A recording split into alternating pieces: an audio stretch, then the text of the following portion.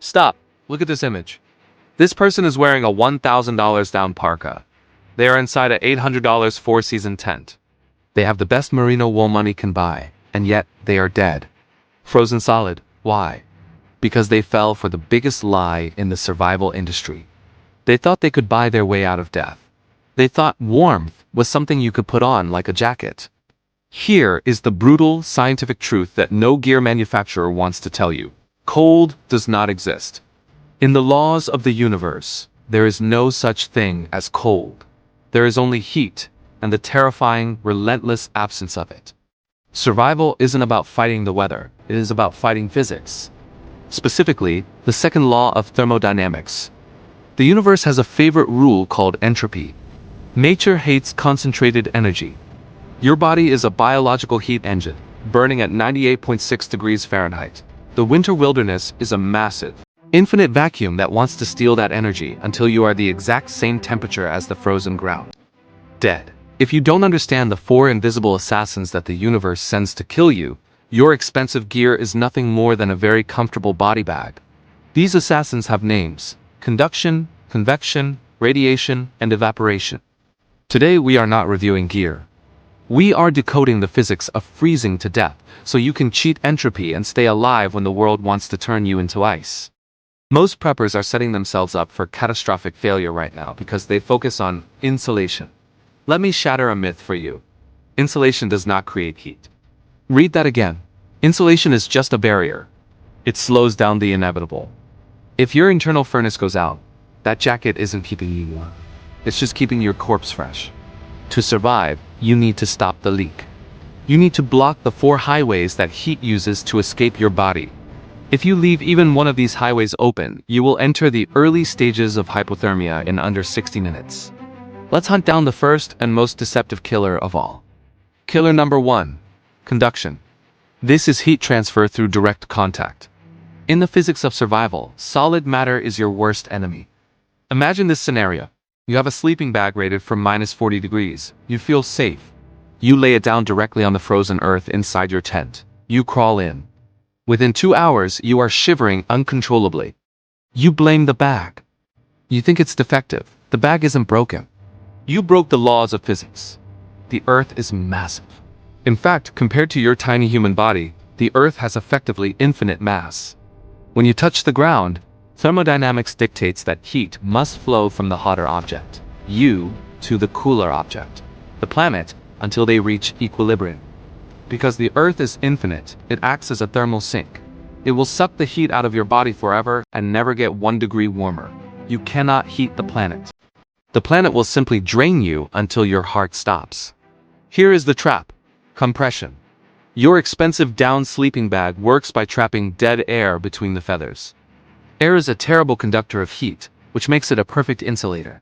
But the moment you lie down, your body weight crushes those feathers against the ground. That 4 inches of fluffy, warm insulation becomes a layer as thin as a sheet of paper. Mathematically, the R value, thermal resistance, drops to near zero. Via conduction, your body heat bypasses the bag entirely and dumps directly into the ice below you. It's like opening a vein and letting your blood run into the snow. This is why a sleeping pad is scientifically more critical than the sleeping bag itself.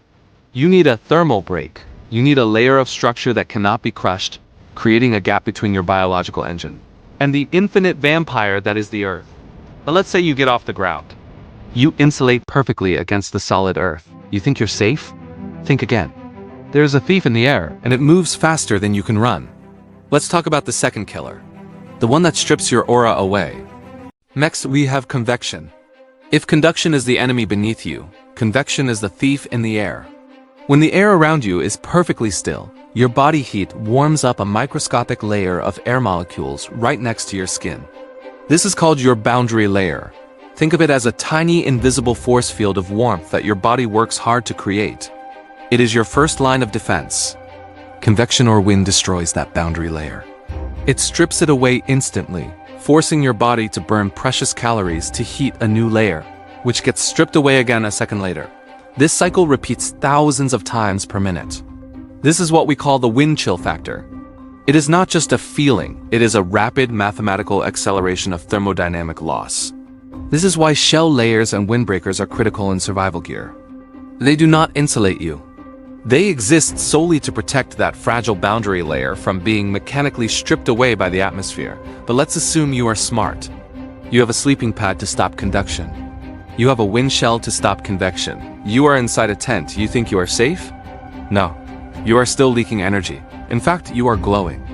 Let's talk about the third killer, radiation.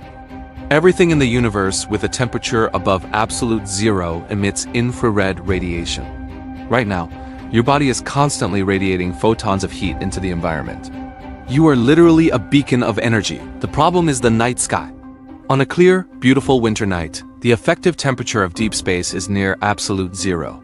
If you are sleeping under the open stars without a reflective barrier, you are radiating your body heat directly into the cosmos. The universe is infinite, and it will take every joule of energy you offer it. This is why cloudy nights are actually warmer than clear nights. The clouds act as a massive planetary blanket, reflecting some of that radiant heat back down to Earth. But on a clear starry night, that is when radiation is most lethal. This is the physics behind those shiny mylar space blankets. They are thin. They offer almost zero insulation against conduction. But they save lives because they act as a mirror for radiant energy, bouncing your own heat back at you before it escapes into the void. If you ignore radiation, you are trying to fill a bucket that has a hole in the bottom. So you have blocked the ground, you have blocked the wind. You have reflected the radiation. There is only one killer left. And this one is the most dangerous because it comes from inside you. It turns your body's own cooling system into a weapon of self-destruction. Now we reach the most dangerous mechanism of all. The one that preppers misunderstand the most, evaporation. In physics, a phase change requires massive amounts of energy. To turn just 1 single gram of water from liquid to gas takes about 540 calories of heat energy. Where does that energy come from? It is stolen directly from your skin. The old survival adage says, you sweat, you die. Scientifically, that is accurate. If you are hiking to your bug-out location wearing all your heavy gear, you will start to sweat. That water saturates your base layers. Here is the physics trap. Water conducts heat 25 times faster than air. Suddenly, your expensive insulation is useless because it's wet. And simultaneously, that water is evaporating, pulling heat out of your core like a vacuum. This creates a death spiral. You feel hot, so you sweat. You stop moving to rest. The sweat cools rapidly. Conduction kicks in, evaporation spikes, and your core temperature plummets. Within 15 minutes, you go from overheated to hypothermic. So how does your biological machine respond to this physics disaster? It engages a protocol called vasoconstriction. Your brain realizes it is losing the war. To protect the vital organs, heart, lungs, brain, it shuts down blood flow to the extremities. Your fingers and toes act like radiators giving off heat, so your body cuts the line. This is why frostbite hits the digits first. It is a calculated sacrifice by your biology to keep the engine running. But here is the catch. As your muscles cool, chemical reactions slow down. Dexterity vanishes. You can have the best fire-starting kit in the world, the best ferro rod, the best storm-proof matches. But if your hands are frozen claws because of vasoconstriction, you physically cannot operate the lighter. You are watching your salvation. But you can't use it. Then comes the shivering. Shivering is your body's last-ditch effort to generate mechanical heat. It burns through your glycogen stores, your fuel reserves at a terrifying rate. If you don't put fuel in, the shivering stops. And when the shivering stops, you aren't warm. You are dying. This is the stage of confusion, lethargy, and paradoxical undressing. The brain shuts down, the lights go out. So how do we use physics to survive? How do we hack this system to stay alive when the entire universe wants us dead? The solution isn't just about clothes. It's about fuel. Okay, that is the doom and gloom. That is how the universe tries to kill you. Now, how do we use physics to survive? How do we hack the simulation? It comes down to a 3-part system designed specifically to counter the 4 laws of heat loss we just exposed. Number 1, manage moisture. Your base layer must be hydrophobic, literally water-fearing. Materials like polyester or wool physically move water away from your skin to prevent evaporative cooling. Never wear cotton. In the physics of survival, cotton kills.